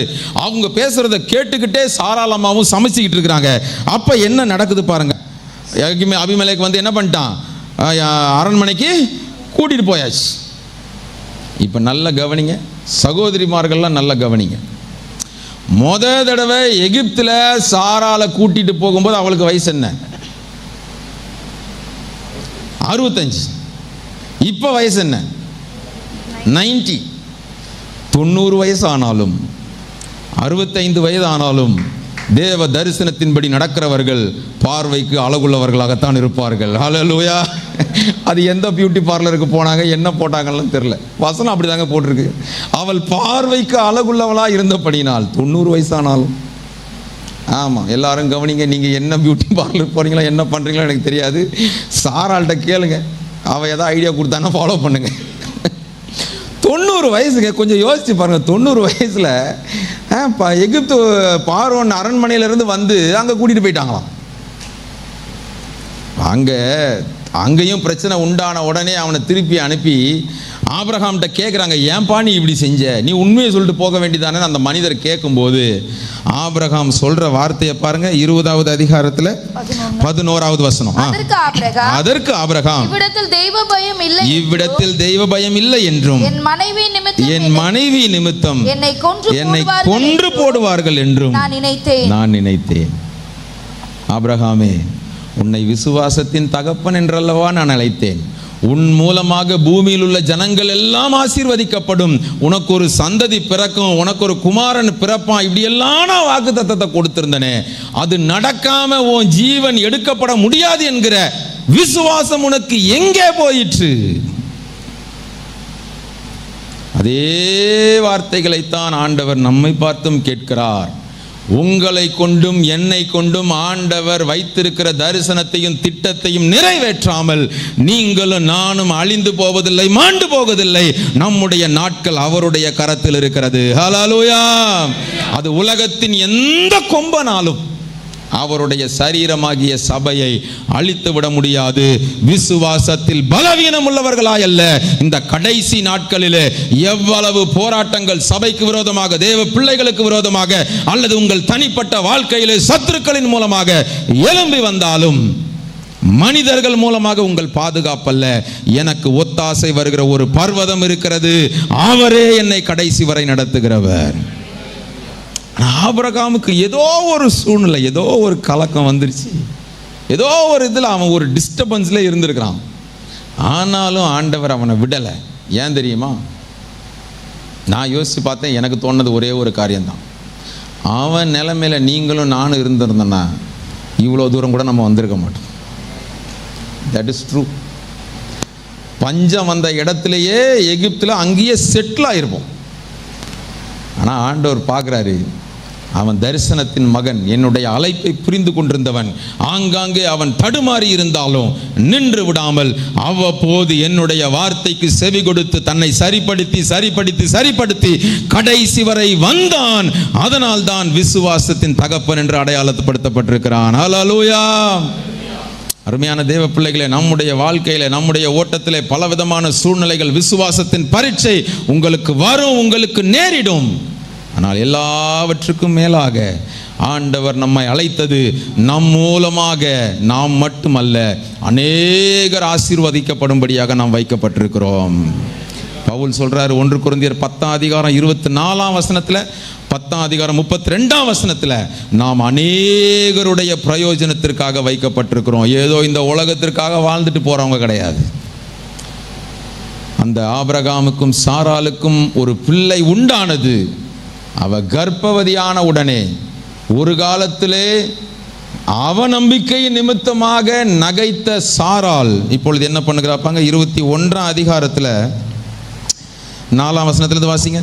ஆதியாகமம் 21ஆம் அதிகாரம் 4ஆம் வசனத்திலிருந்து. தன் குமாரனாகிய ஈசாக்கு பிறந்து 8ஆம் நாளிலே ஆபிரகாம் தனக்கு தேவன் கட்டளையிட்டு இருந்தபடி அவனுக்கு விருத்த சேதனம் பண்ணினான். தன் குமாரனாகிய ஈசாக் பிறந்த போது ஆபிரகாம் 100 வயதாய் இருந்தான். அப்பொழுது சாராள் தேவன் என்னை நகைக்க பண்ணினார். ஹல்லேலூயா. இதற்கு முன்னர் அவள் நகைத்தது அவநம்பிக்கையினால் உண்டான நகைப்பு. இன்றைக்கு அவளுடைய நகைப்பு அது தேவன் தந்த நிறைவினால் உண்டான நகைப்பு. ஹல்லேலூயா. நம்முடைய அழுகை போராட்டத்தை பார்த்து, சோதனையை பார்த்து, உபத்திரவை பார்த்து வரக்கூடாது. ஆண்டவர் நமக்கு வைத்திருக்கிற நன்மைகளை பார்த்து வருகிற ஆனந்த கண்ணீராய் இருக்க வேண்டும். அதே போல நம்முடைய நகைப்பு உலக பிரகாரமாக அவநம்பிக்கையினால பிறரை பார்த்து அதை பார்த்து வருகிற நகைப்பாய் இருக்கக்கூடாது.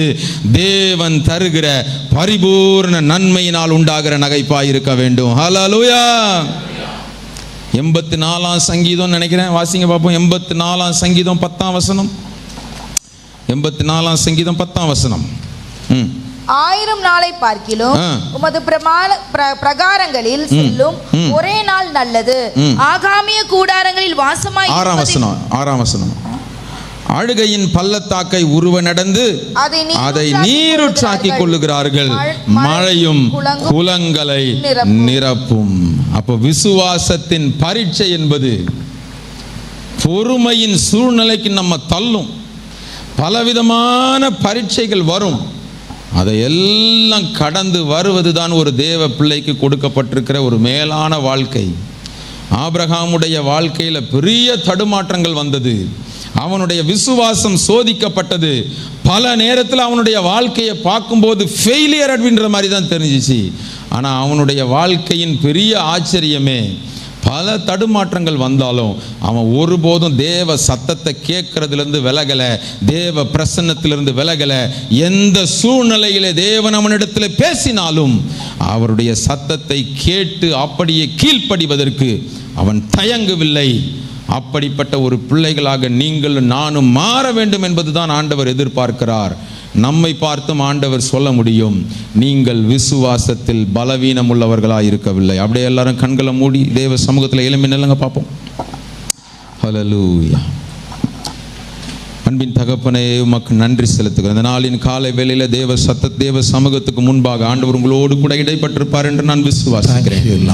ஆண்டவர் உங்களோடு கூட நடத்துவாராக. இந்த மட்டுமாக நடத்தினவர், கண்ணின் மணியை போல காது காத்து பராமரித்து எல்லா சூழ்நிலைகளிலும் இம்மட்டுமாக உங்களை நடத்தி வந்த தேவனை நீங்கள் ஒரு விஷயம் நினைத்து பாருங்கள். இந்த நாளின் காலை வேளையில் ஆண்டவர் உங்களை பார்க்கும்போது உங்களுடைய விசுவாசத்தை குறித்து அவர் என்ன சாட்சி கொடுப்பார்? என் பிள்ளை விசுவாசத்தில் பலவீனம் உள்ளவன் என்று சொல்லி விடுவாரா, அல்லது விசுவாசத்திலே பலம் உள்ளவர்கள் என்று சொல்லுவார்? ஆண்டவர் நம்மை குறித்து சொல்ல வேண்டிய ஒரு பெரிய சாட்சி, அவர்கள் விசுவாசத்தில் பலவீனம் உள்ளவர்களாக இருக்கவில்லை என்கிறதான ஒரு பெரிய சாட்சி நமக்கு கிடைக்க வேண்டுமே. இந்த நாளின் காலையில் ஆண்டவரை பார்த்து கேளுங்க பார்ப்போம். ஆண்டவரே, பலவிதமான நெருக்கங்களின் மத்தியிலே நாங்கள் கடந்து போகும்போது, எங்களுடைய வாழ்க்கையின் சூழ்நிலைகள் கேள்விக்குறியாகும் போது, என்ன செய்ய போகிறோம், எங்கே நிற்க போகிறோம், அடுத்து என்ன நடக்க போகிறது என்கிறதான பலவிதமான கேள்விகள் உங்களுக்கு முன்னாக நிற்கும் போது கர்த்தரை பார்த்து சொல்லுங்கள், நெருக்கப்பட்டோம் மடிந்திடாமல் கர்த்தர் தாம் நம்மை காத்ததாலே. நெருக்கப்பட்டோம் மடிந்திடாமல் கர்த்தர் தாம் நம்மை காத்ததாலே. அவர் நல்லவர், அவர் வல்லவர், அவர் கிருபை என்றும் உள்ளதே. அவர் நல்லவர் என்றும் துதியுங்கள், அவர் கிருபை என்றும் உள்ளதே. அவர் நல்லவர் என்றும் துதியுங்கள், அவர் கிருபை என்றும் உள்ளதே. நல்லவர் என்றும் துதியுங்கள், அவர் கிருபை என்றும் உள்ளதே. அவர் நல்லவர் என்றும் துதியுங்கள், அவர் கிருபை என்றும் உள்ளதே. எனக்கு அருமையான தேவ பிள்ளையே, அவர் நல்லவர். விசுவாசத்திலே நம்மையும் பலகீனமாய் இருக்க விடவில்லை என்று விசுவாசிப்போம், நம்புவோம். அருமையான வார்த்தையை கேட்டோம். அருமையான வார்த்தைகள் புதிதாய் நம்முடைய உள்ளத்திலே தோன்றும்படியாய் எல்லா சூழ்நிலையிலும் வாக்கு கொடுத்தவர் வாக்கு மாறாதவர் என்பதை இந்த நாளிலே வார்த்தையின் மூலமாய் நிரூபித்து, நாளிலே நீயும் நானும் விசுவாசத்திலே வளரும்படியாய் பிரச்சனைகள், போராட்டங்கள், கஷ்டங்கள், நிந்தைகள், அவமானங்கள் வரும் பொழுது உபத்திரவம் பொறுமை பரீட்சையும் நம்பிக்கையும் தரும் என்று எல்லா உபத்திரவங்களிலேயும் மேன்மை பாராட்டுகிறோம் என்று பவுல் சொன்ன விதமாய், அதற்கு காரணம் நீ பழைய ஏற்பாடு, நீ புதிய ஏற்பாட்டின் பிள்ளை. நீ இந்த நாளில் கிறிஸ்துவின் பிள்ளை. ஆனால் தான் பவுல் சொல்லுகிறார், நான் மேன்மை பாராட்ட காரணம் மேலும் எனக்கு அருளப்பட்ட பரிசுத்த ஆவியினாலே என் இருதயம் நிரம்பி இருக்கிறது என்று சொல்லுகிறார். உன்னுடைய இருதயம் நிரம்பி வழியட்டும். கர்த்தர் உன்னை பலப்படுத்துவார். கர்த்தர் உன்னை பலப்படுத்துவார். எங்கள் அன்பின் நல்ல தகப்பனே, மகிமையான காலை பொழுதுக்காய் ஸ்தோத்திரம். நேரங்கள் எப்படி கடந்து போகிறது என்று தெரியல. வார்த்தைகள் எங்கள் இருதயத்திலே கொழுந்து விட்டு எரிகிறது ஐயா. உம்முடைய வார்த்தைகளை கேட்கும் பொழுதெல்லாம் அப்பா, விசுவாச குறைச்சல் வரும் பொழுது அவன் பலகீனமாய் இருக்கவில்லை, நாங்களும் பலகீனமாய் இல்லாதபடி தகப்பனே எல்லா விதத்திலும் பொறுமையை கடைபிடித்து நடக்க.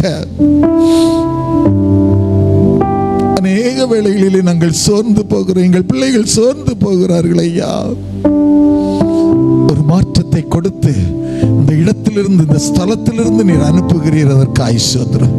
இந்த வார்த்தையை கொடுத்த மகனோடும் என் அன்பு மகளோடும் பிள்ளைகளோடும் அப்பா, இந்த நாளில் உம்முடைய கரம் கூட இருக்கிறபடியினால் அப்பா, விசுவாசத்திலே வளருகிறபடியினால் உலகம் எந்த விதத்திலும் பலவிதமான காரியங்களை கொண்டு வந்தாலும் அவர்களை சேதப்படுத்தாதபடி தொடர்ந்து நடத்தி கொண்டிருக்கிறது போல எங்களையும் நடத்தி கொண்டிருக்கிறீர். அதற்காக ஸ்தோத்திரம்.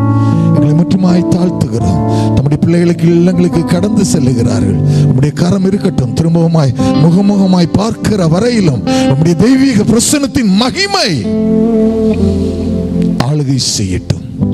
இயேசு கிறிஸ்துவின் நாமத்தில் ஜெபிக்கிறோம் எங்கள் அன்பின் நல்ல தகப்பனே, ஆமென். சேர்ந்து சொல்லுவோம். என் ஆத்மாவே கர்த்தரை ஸ்தோத்திரி, என் முழுவதும் பரிசுத்த நாமத்தை ஸ்தோத்திரி. என் ஆத்மாவே கர்த்தரை ஸ்தோத்திரி.